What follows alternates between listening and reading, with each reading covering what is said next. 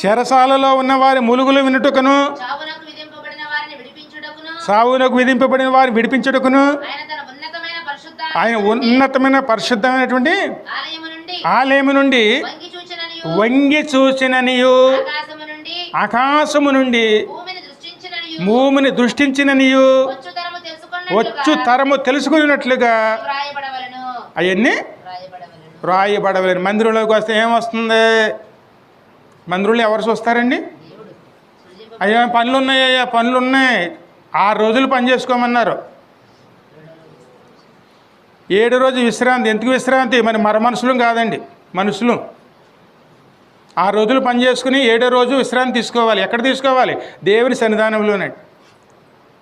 6 రోజుల కష్టాన్ని దేవుని సన్నిధానంలో మనం ఆయనతో గడిపి సంతోషంతో మనం ఆయనతో నిలిచి ఉండేవారమే ఉండాలి.